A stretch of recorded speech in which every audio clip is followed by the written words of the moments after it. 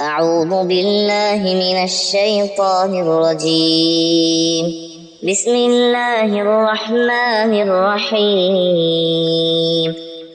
والسماء رفعها ووضع الميزان ألا تطغوا في الميزان وأقيموا الوزن بالقسط ولا تخسروا الميزان والأرض وضعها للأنام